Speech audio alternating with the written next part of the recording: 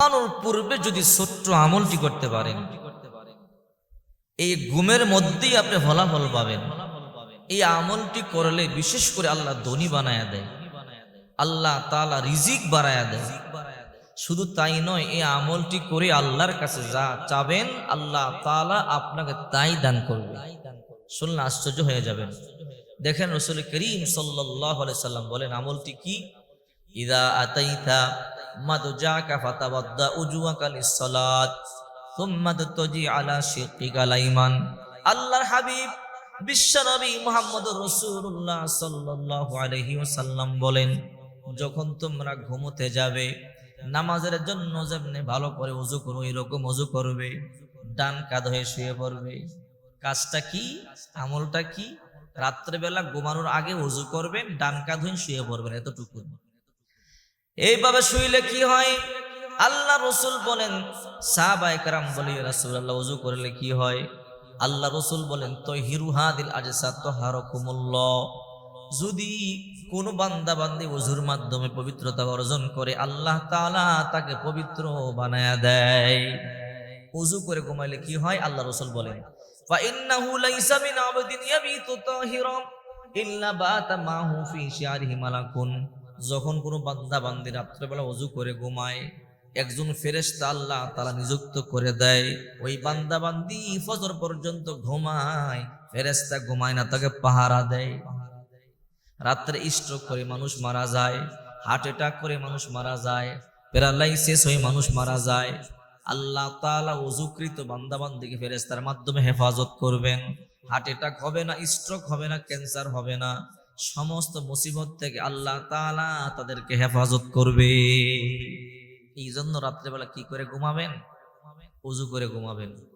এরপর আল্লাহ রাসূল বলেন, লা ইয়ানকাল্লাবু সাআতাম মিনাল লাইল ইল্লা ক্বালা আল্লাহুম্মা গফির লি আবদিকা ফা ইন্নাহু বাতা তাহিরা। যখন কোনো বান্দা বান্দি ওযু করে ঘুমায়, একবার ডান কাঁধ হয়, রাত্রে বাম কাঁধ হয়। যতবার ডান কাঁধ হয় বাম কাঁধ হয়, ওই ফেরেশতা দোয়া করে, ইল্লা ক্বালা আল্লাহুম্মা গফির লি আবদিকা ফা ইন্নাহু বাতা তাহিরা। আয় আল্লাহ, আপনার বান্দা বান্দি ওযু করে ঘুমাইছে, গুনাহগুলো মাফ করে দেন। আল্লাহ তাআলা বলে, যাও তার গুনাহগুলোকে মাফ করে দিলাম। দেখছেন ওযু করে ঘুমাইলে কি লাভ? এরপর আল্লাহর হাবিব বলেন, মা মিন মুসলিমিন ইয়াবিতু আলা তুহুরিন সুম্মা ইয়াতাআরু মিনাল লাইল ফায়াযকুরুল্লাহ। যখন কোনো বান্দা বান্দি রাতে ওযু করে ঘুমায়, ওযু ছাড়া যারা ঘুমায় তাদের জন্য নয়, যারা ওযু করে ঘুমায়। আল্লাহর হাবিব বলেন, মা মিন মুসলিমিন ইয়াবিতু আলা তুহুরিন সুম্মা ইয়াতাআরু মিনাল লাইল। যখন কোনো বান্দা বান্দি রাতে ওযু করে ঘুমায় আর কোনো কারণে তার ঘুম ভেঙে যায়, ঘুম ভাঙতে পারে না, প্রস্রাব করবার জন্য ঘুম ভাঙতে পারে, টয়লেট করবার জন্য ঘুম ভাঙতে পারে, অথবা কম্বল কাতা গায়ে দেওয়ার জন্য ঘুম ভাঙতে পারে, এসিটা অন অফ করবার জন্য ঘুম ভাঙতে পারে, লাইটটা অন অফ করবার জন্য ঘুম ভাঙতে পারে, ডাজ নট ম্যাটার। যে কোনো কারণে রাত্রে আপনার ঘুম ভেঙে যায়। আল্লাহর হাবিব বলেন, যদি তোমরা রাত্রেবেলা ওযু করে ঘুমাও আর কোনো কারণে তোমাদের ঘুম ভেঙে যায়, তোমরা একটা কাজ করবা। সাহাবায়ে কেরাম বলে, ইয়া রাসূলুল্লাহ কি কাজ করব? আল্লাহর হাবিব বলেন, ফায়াযকুরুল্লাহ, একটু আল্লাহর জিকির করবা। সাহাবায়ে কেরাম বলে, ইয়া রাসূলুল্লাহ জিকির করলে কি হবে? আল্লাহর হাবিব বলেন, ওই সময় জিকির করবার পরে, ওয়াসআলুল্লাহা খায়রুম মিনাদ দুনিয়া ওয়াল আখিরা ইল্লা আতাহুল্লাহ ইয়া, ওই সময় আল্লাহর কাছে জিকির করে হাত তুইলা যা চাইবা আল্লাহ তাআলা তোমাকে তাই দিয়ে দিবে। বিদেশের ভিসা নাই, ভিসা চাও, আল্লাহ বিদেশের ভিসা দিয়ে দিবে। আপনার ভালো চাকরি হচ্ছে না, চান, আল্লাহ ভালো চাকরির ব্যবস্থা করে দিবে। আপনার ছেলে নাই, মেয়ে নাই, চান, আল্লাহ ছেলে সন্তান দান করবে, মেয়ে সন্তান দান করবে। আপনি সুস্থ হচ্ছেন না, ডাক্তার ভালো করতে পারছে না, আল্লাহ সবকিছুর মালিক, আল্লাহর কাছে চান, আল্লাহ সুস্থ করে দিবে। টাকা লাগবে, পয়সা লাগবে, আল্লাহর কাছে চান, অর্থের ব্যবস্থা করে দিবে, আল্লাহ রিজিক বাড়ায় দিবে। সুবহানাল্লাহ।